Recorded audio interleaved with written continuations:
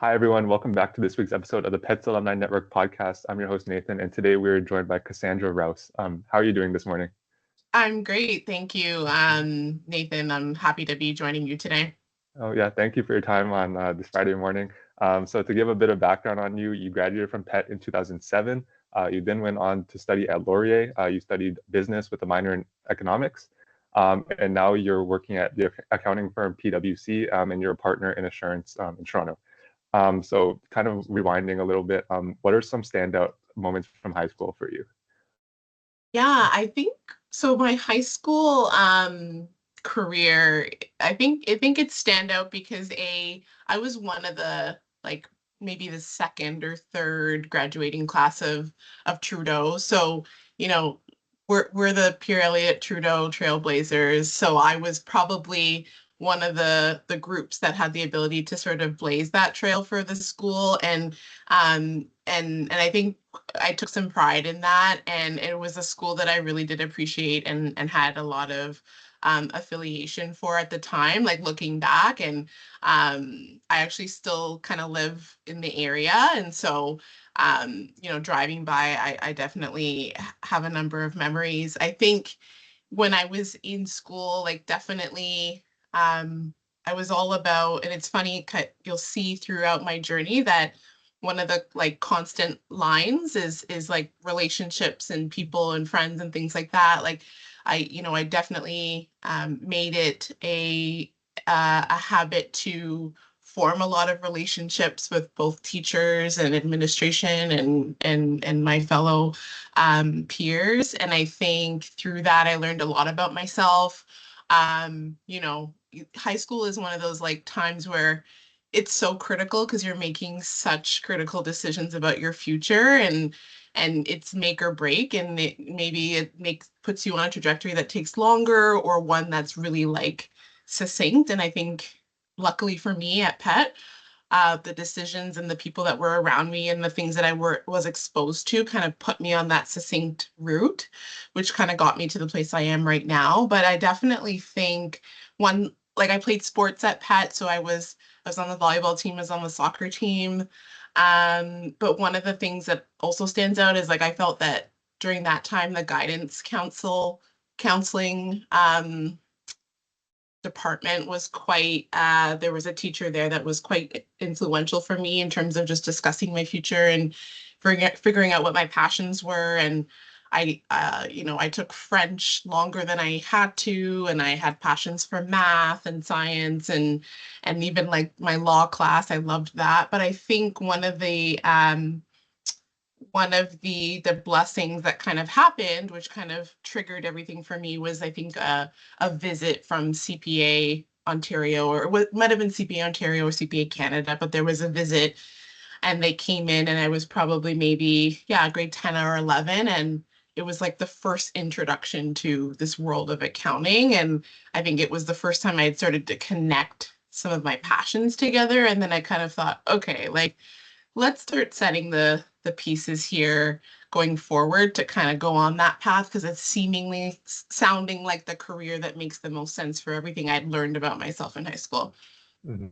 Yeah, I'm glad you touched on, that trailblazing pride, right? Like Yeah. it's something that I think a lot of people can internalize. And, you've been like a trailblazer. We talked offline a lot about, diversity, things like that. We'll touch on that a little bit later. And I'm glad you touched on, the leaders at the school.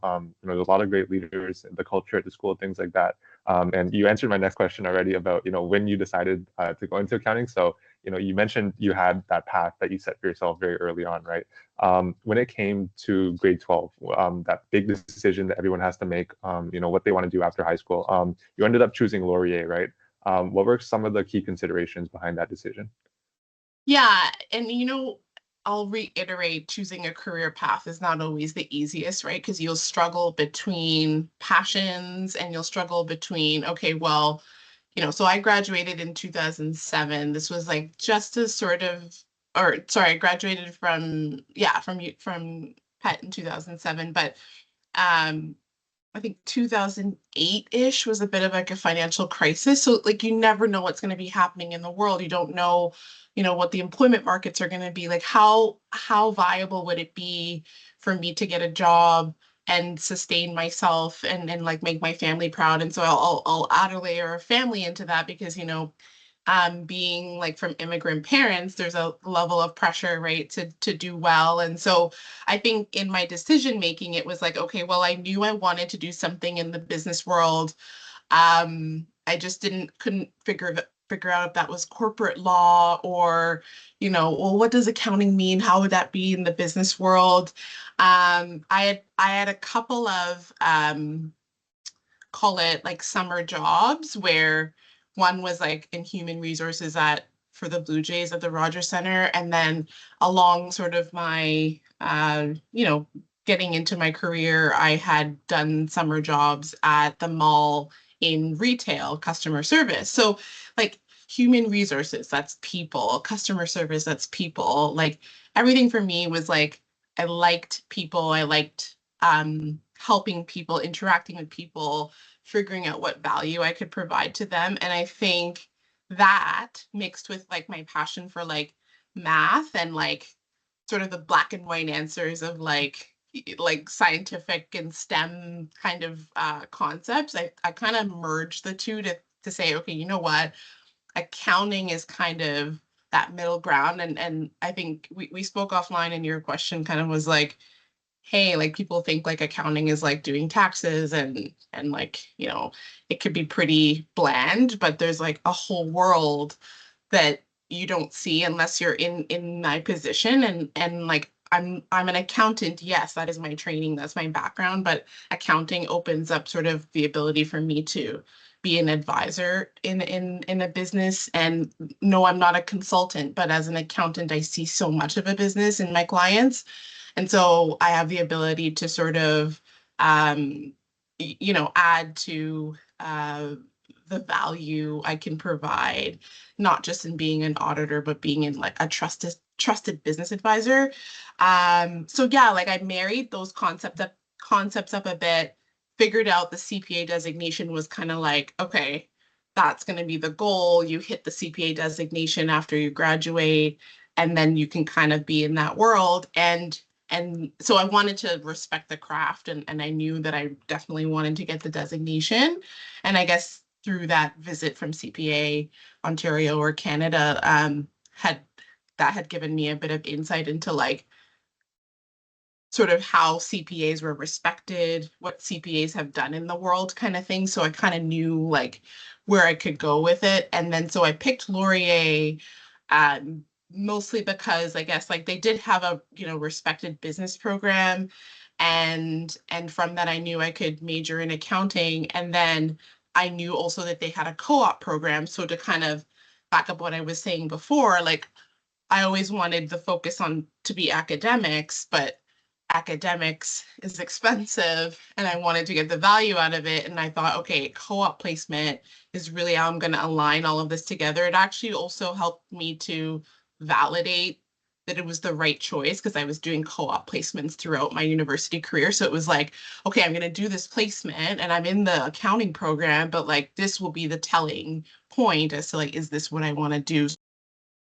Laurier mostly because of that I could move away from home and kind of grow as a young adult and have that experience. And then B, it had the co-op program, which I knew would give me a better footing coming out of university if I really tried and like put myself forward for those placements, and that would give me that head start in a world where like I didn't know what the job market was going to be and I really wanted to set myself up for success. So I think that's really why I chose Laurier. And in the end, it was like a one of the good decisions along sort of the journey that kind of again led me to where I am right now.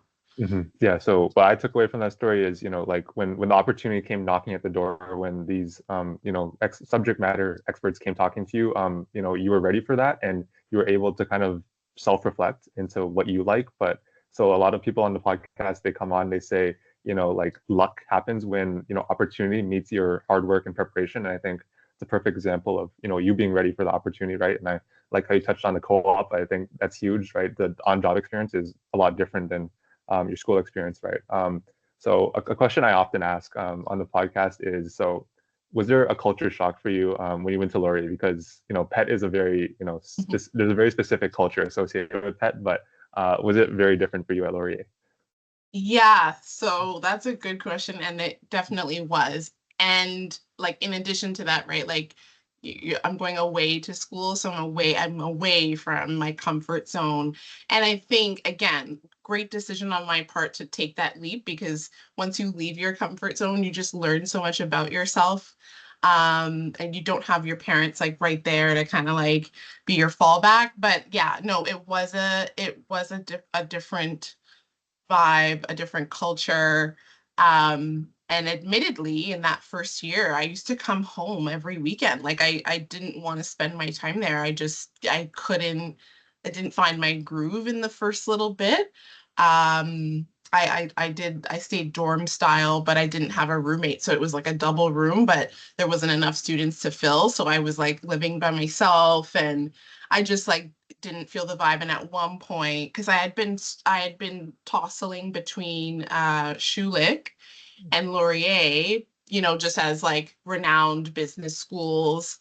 York would have been closer to home, but I really wanted like that experience of going away to Laurier. But having felt that way after, like I'm like, oh, maybe I'll make a switch to Schulich. And that was like a contemplation I definitely had. But then slowly but surely, as I sort of said, like, okay, I can't come home every weekend. Like that's going against everything that I said I would want to do, like leaving home. So started staying there, got a little side job at the retail store I'd been working at in the GTA. I got a job in Kitchener-Waterloo, and then I got more friends and things like that. And then it was like, okay, like it was the right decision. Sometimes change puts you in that weird position for a transition period. But I think once I got out of that transition period and stayed true to like, okay, you came here and you had assessed um, certain points when you were making that decision. And so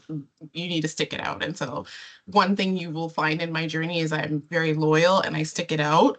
And so yeah, but definitely it was a culture shock for sure. Yeah, right at the Yeah. end when you said, you're very loyal, I was gonna, ask my very Yeah. next question was about, you've been at PwC, the same firm throughout your entire career, right? And we Yeah. talked a little bit offline. That's becoming more and more rare in today's job market, right? So like, what about PwC, makes it such a great company that you've dedicated your career to so far?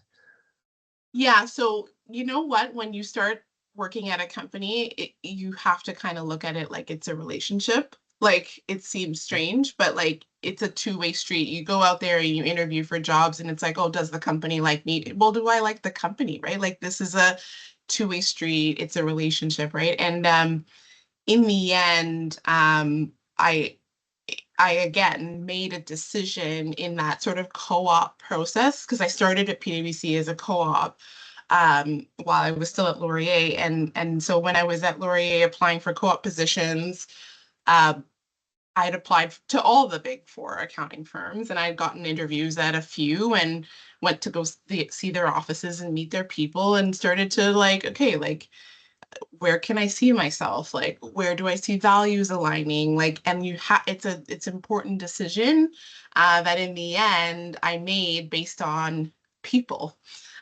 because I had been able to form very quickly a rapport with some of the individuals who were recruiting or some of the individuals I met at the office visit. And slowly but surely, like my mind had formed to this is a place where I could build a home. Now, irregardless of what firm I were to choose, I definitely was embarking on something where I was going to a place where I would be very different. Because in those times, and I know you want to touch on DEI a bit, but like in those times, there really wasn't too many people that looked like me at the accounting firms in my position. So, I kind of had to pick the right place where I felt like I could uh, be myself and find my place and find that community that would keep me sort of grounded. So yeah, no, I picked PwC. And in the end, I mean, you mentioned it's rare now to see someone at a company for 14, 15 years, starting off as a baby and kind of growing from literally the bottom to the top. I kind of jokingly, I'll say it's a bit of a flex because Yeah, yeah, it's something that, but again, it's very rooted in like making the right decision from the start. So it's a relationship that I took on, and I took it on thinking that I had evaluated enough of the values and the way that the company was being run. And I think since then, PwC has made a lot of strides in a lot of areas, not just from a people and what the demographic of our staff looks like, but also just advancements in technology and just investments in keeping up with the times, how we service our clients. And so there's never like a dull day, and there's always an opportunity for me to continue to build my network, and I'm supported by the right people along my career that kind of showed me the right directions to take that would help propel me to this stage. So without sort of that, the backdrop of people who were supporting me and mentoring me and sponsoring me. And I might not have even known it, but it was because I was being myself and I was building my brand and staying true to like work ethic and, put your head down, and just sort of to the earlier point I made about being a trailblazer, I was blazing my own trail, right? Like no one in my family was an accountant. No one in my family had worked for like, a company of this size. So I kind of thought to myself, I'm different, but I made it here. There was a pride to it, and I just sort of like stuck it out. And I was blessed and lucky to find myself in the right nook there that helped me support my journey. And as I grew as a professional and as the firm helped me grow as a professional, I saw the growth in the company as well. If I didn't, I think then again, you'd find that misalignment, and then you'd sort of question, okay, at this point in time, is this the right call? And it's not to say that, yes, I've been at the same firm for my entire life. It's not to say that there is never a point in my career where I didn't question if I should stay. As my life sort of changed over the course of time, I definitely had to reflect. And every time I reflected, I would go to trusted people at the firm or trusted people in my life, and everything would always come back to, you know, the the the grass is not always greener elsewhere, but also that there was just a a foundation and roots that were sort of unparalleled, and I wasn't sure I would get the same experience elsewhere. So, hmm yeah. oh, I'm glad you touched on, the idea of a two-way street, right? I think, yeah, for a lot of people coming out of school, they just say, I want to be in this field, I want to make a lot of money. Doesn't matter where, but just put me in somewhere, right? So I think that, humility and that self-reflection is super important. And you've mentioned, your growth throughout your time at PwC. And you mentioned the work ethic, right? Put your head down and work and that kind of thing. Aside from that, are there any other like skills or traits or habits that have made you successful in being able to climb the corporate ladder? yeah. I think it's my dedication and commitment to just growing my network. I think if you sort of shy away from being yourself, like being authentic, like bring your whole self to work kind of thing. But like if you shy away from social groups, or getting to know your teams, or getting to know your managers and your supervisors, or getting to know your peers and colleagues, like you're missing out on an opportunity to learn more about other people's experiences and what other people have um, gone through. And so I think one of the things, starting off as just the little co-op that I was, I definitely, yeah, work ethic, just do a good job, put your best effort forward. But I was inquisitive, curious. I kind of almost made it impossible for anyone that was working with me as a supervisor to not want to invest in me or take me under their wing, because it was like, now that I'm in those levels of power, um, I'm always looking for that next person, right? And so the qualities of like, hey, you can mold this person, you can give them um coaching that they will receive and they will use constructively. And so when you kind of show that you've got that drive, people will start to pour into you. That's an important like balance because you can't always do it yourself, right? Like to your very question, right? You want to succeed, but like you're new, you're learning, you don't know everything, and that's not the point. The point is that you are willing to grow. You take accountability for your own development, and in doing that and like demonstrating those types of qualities, people catch on, but you also have to like make yourself known to people. So I mean, in this world of like hybrid working and being able to work from home, like this is a missed opportunity. You got to be at the office so that people like put a face to a name, and your presence is known, and then communicating with your supervisors or managers to say, hey, like I'm interested in the following things. I want to learn more. I want to see this. I want to see that. And people will like it's funny. You think people would not, but people do. People will like, oh, like, okay, come along, like join me on this project. And it's that ignites every step forward. But again, if you kind of shy away from that, then you'll miss those opportunities. And I think that's sometimes why people will change jobs, right? It's like you end up getting into a habit of not forming that type of like aura about yourself at a company, and then you start to disconnect real quick. Once you disconnect, it's very easy to be like, all right, there's more money over there, or I've got a bigger passion over here, and that's fine. Like maybe that's natural, but if you feel like this is something you want to pursue, then you've got to put the effort in. Yeah, I like how you touched on, the work that you can put in on your own, but it's really important to show others that you're open and you want to grow. I think, Yeah. like you said, you can't do it on your own, and others will, try to help you where they can if you show that you're ready for that kind of thing, right? So as you progressed up to partner, right, where you have more responsibilities, you're more like you face clients like a lot more, right? You're kind of like selling your services and building these kind of relationships, right? What's been kind of the most important thing when it comes to kind of building relationships with clients and showing them what you can bring, like how you can add value to them? Yeah, I think one way in which I've learned a lot over the course of my more senior years at the firm is just to like uh to build genuine trust. Like the strongest relationships I have with clients are the clients for which we have gone through a negative time, like where we've gone through a hard time when they've had a big development, and now we're in the trenches together, management and auditor, as like their accounting firm, and we're figuring things out together and problem solving. And I think that type of experience with clients really is like they could see it. It's real. We're there.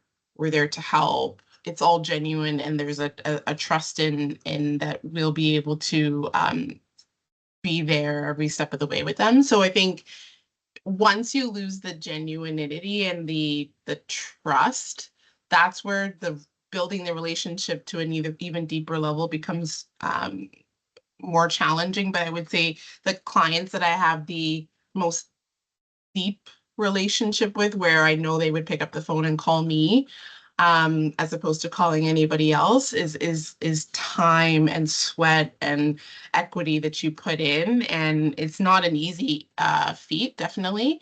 But I think some of it too is proving the value to them, because there's always a price tag attached to the work, and when you can prove that you can save time, or you can make it a better experience for their employees, that you are an industry expert, that you work alongside their peers, and you're trying to help them be sort of best in class, or give those types of value added points, and bringing sort of the whole firm. Because yeah, I'm in audit, but at PwC we've got a deals practice and a consulting practice and a tax practice. So anything that's happening with my audit client, as long as it's within the independence rules, I can involve other pieces of the firm. And I think that shows like the prowess, like, hey, anything that's happening with us, we can go to Cass and she can kind of set us straight in terms of the right path forward. So I think it being responsive, knowing your clients, things like that, that again takes time and effort. But once you've developed that relationship and it's built on trust, again, like then that can turn into dollars, years into the future. It can turn into,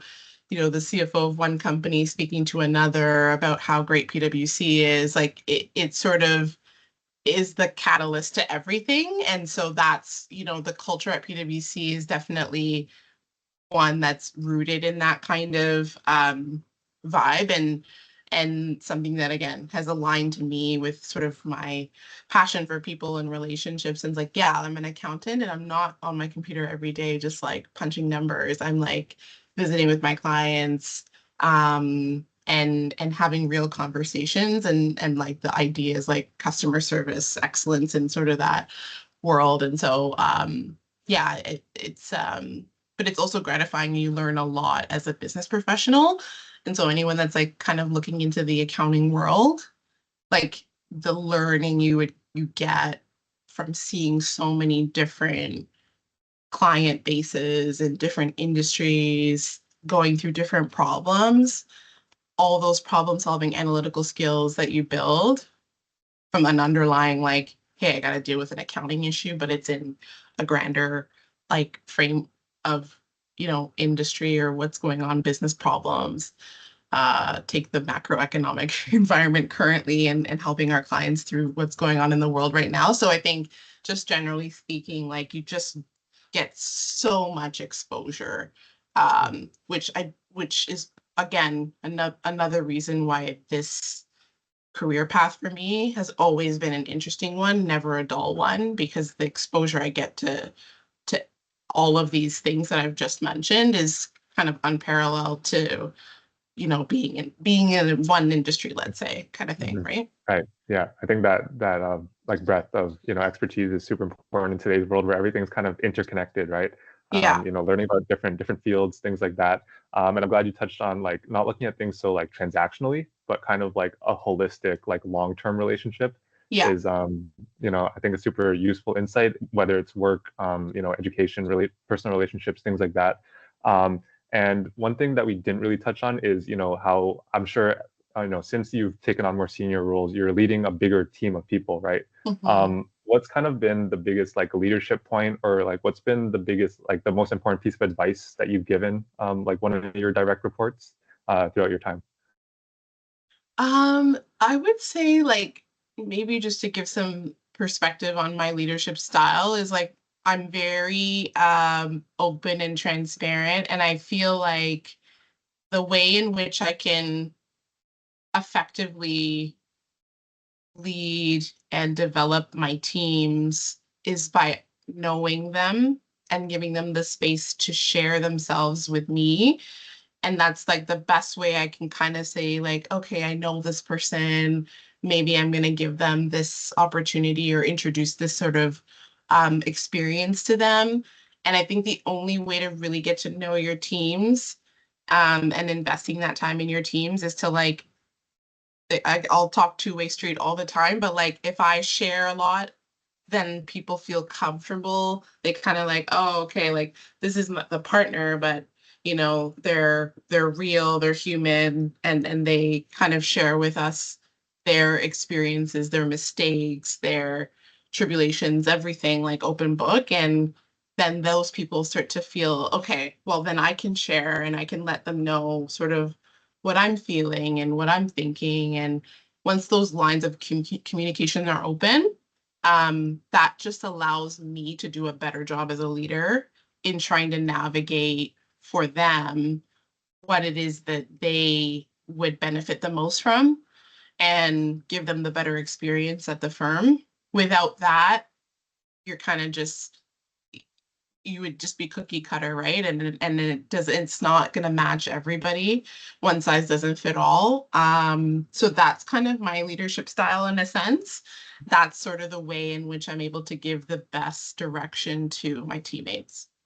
Mhm. Yeah, very cool. Mhm. Leadership is a huge thing. And offline, we talked a lot about, blazing your own trail, being a leader, that trailblazing attitude, right, is super important. And we talked offline about the DE&I, right, diversity, equity, and inclusion. And it's not really a secret that, a lot of the top firms in the senior positions, there's a lack of representation, right? So what does it mean to you to be, a visible minority in such a high position of power?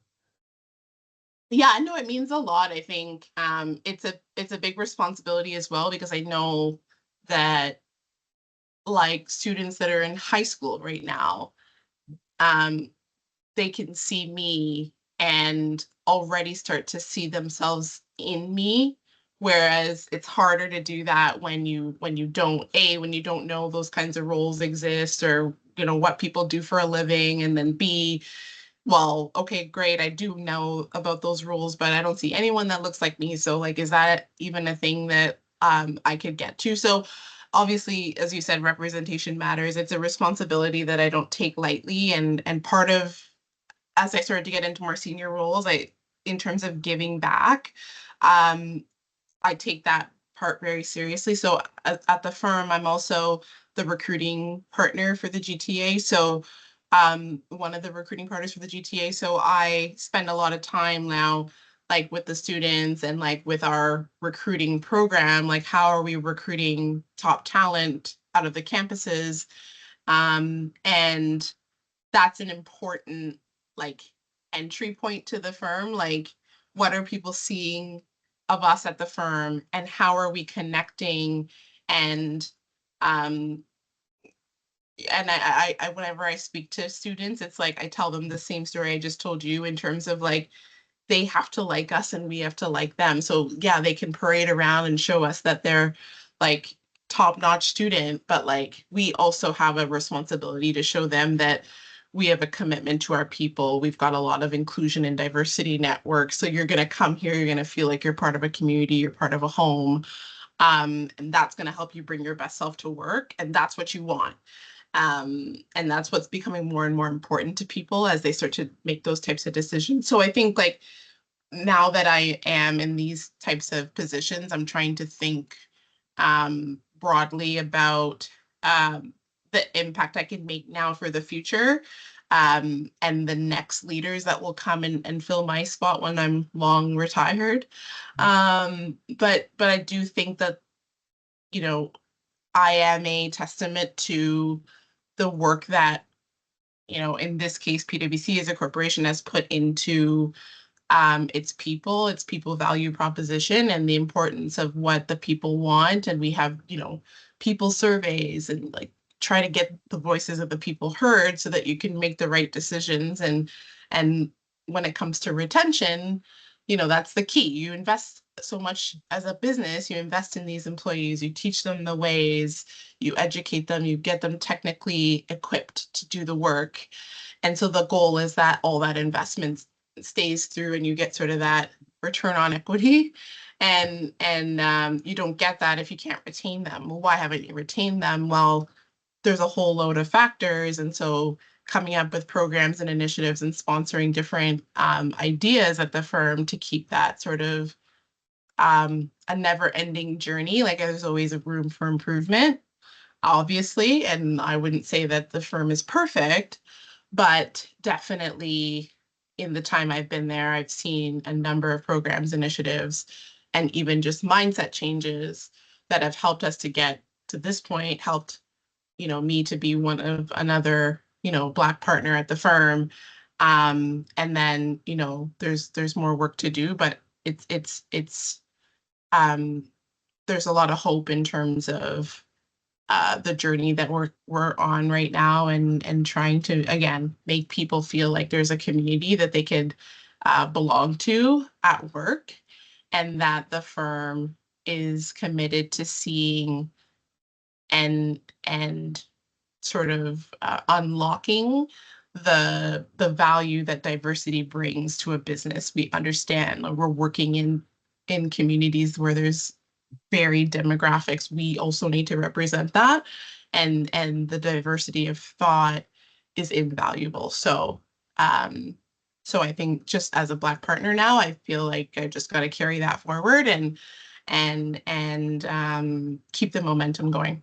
Hmm. Yeah, for those watching, this is not a paid ad by PwC, by the way. It just, It is but not. yeah, It is not. And yeah, there are a lot of other corporations out there that are doing great things. And I think we're lucky to be in Canada, given again the environment that exists elsewhere and where these things are being sort of deleveraged and um, being brought down in priority. And I think the one thing that I've seen, like, across the corporate world in Canada is that it's not being deprioritized. And so um, that brings hope. And I'm sure a lot of different cultures have seen advancement as well for their own communities. And again, um, it's the world for which my kids will come up in will be a different world and have its own challenges. But I think there is a bright spot in terms of them seeing themselves in positions that they may not have, back in the day, in my parents' time, and even as I was just coming up. So it's positive movement. right. I think, yeah, that's really what this page is about, being able to see, other people who look like you and have that same background as you being in these high positions. I think that's something I really want to convey. And you mentioned, looking ahead to the future, leading the next generation, hoping that, the next generation is even better than this generation, right? So along those same lines of, future growth aspirations, like what can we look forward to seeing from you, whether it be, volunteering professionally, maybe starting your own firm? What kind of things are you looking forward to? Yeah, no, I think I'm looking forward to I'm this is my first year as a partner at the firm, so it's opened a new lens for me, definitely. And so I'm definitely looking forward to continuing to sort of expand my network and sharpen some good skills to be out there in the market. So I think again, I want to at the firm continuously always pour into my passions because that's what kind of keeps me the happiest. And so being involved with recruiting, being involved with diversity groups at the firm, and and sort of you reached out to me on LinkedIn or on social media, like finding those sort of pockets of uh, where I found where I came from and giving back and having conversations and mentoring, I think are going to be important pieces over the next little bit. So yeah, I think it's funny, you get to this pinnacle and you're like, you work so hard to get here and then now you're here. And so I think I'll be working in the next little bit over what I do see for the next phase of my life, but I still consider myself quite young, so there still could be a world of possibility out there. But I think I've put myself in a position at least where I have a bit of I have a brand that I can use to my advantage and continue to grow and make that mark on the world that I think would be impactful, as someone who was a pet trailblazer and didn't know where I would go, but this is where I ended up. So yeah. Yeah, I really like the idea of giving back, obviously with this whole page and things. So I like how you mentioned that you want to mentor other people, things like that. Mhm. So along those same lines, in terms of advice, so you mentioned that there were some really difficult times. You didn't know whether Laurier was the right school for you at some points. You had doubts about PwC at points, but you stuck with both of those. And you mentioned the idea of you learn more about a client when things are really difficult, right? Mhm. Are there any other like pieces of advice looking back on your journey now that you can provide to us? Just like make sure you've got some form of a support network. Because when you get to those challenging times in your life where you're at a crossroads or there's a fork in the road, what do I do? I made this decision. Do I continue with it or do I do I need to pivot? Depending on what kind of person you are, maybe you jump to change or maybe you don't jump to change. But I think having a sounding board, stay true to yourself, believe in yourself and what's important to you. But I do think that over the course of time, I've formed in different capacities, different kinds of support systems where I know for a certain situation, I would go to the support system to get some advice. So I guess my advice would be to not shy away from tapping on the shoulders of others to get some perspective. And you don't necessarily have to follow what it is that person says, but it just might open your mind to something that you didn't think of. We're not perfect and we've not seen everything in our lives. So those types of conversations with people who you can kind of trust or you've read a little bit about and you can kind of figure that there's something that they could impart on you. I think leveraging that is powerful. And you can unlock a lot of different like wisdom from that. So I wouldn't kind of go at it alone when you kind of get into those types of situations. Yeah, I think that really goes back to what you're saying before. We can't do it on our own, right? As much Yeah. as we'd like to, No. we're stronger together, Yeah. right? And the whole idea of community, something I resonate with. So closing up now, we talked about your entire path from being an intern or co-op to all the way to partner, and how your leadership has developed over those years and what it means to really be a trailblazer, right? So speaking on trailblazers, if you could nominate another PET grad to be on the podcast, who would they be? There are a number of individuals that like over social media I can see have taken different paths in their lives and some are very exciting. You've already spoken to Eva and Sophia, which would have been two good ones. Maybe just off the top of my head, maybe like Atusa Gods or this is a bit of a throwback. Ian Sanger, he he was one of my peers at school as well. But yeah, like I try to, I feel like I'm probably due for a reunion just to see what a lot of these guys are up to. But it was a good experience and a good time. So um, I look forward to see who you have on the Yeah. podcast after me. Yeah, thank you very much. Yeah. Yeah, it's been great, hearing from all different people. The idea of a reunion, that sounds like a cool idea. Yeah. Yeah. So thank you very much for your insights today. As your journey through one company has, kind of evolved, and you've done a really good job of selling PwC to all our viewers. It's been great to hear about all the initiatives, all the giving back that you're doing, things like that. Thank you everyone so much for watching. We'll see everyone next week. Peace out. Thank you.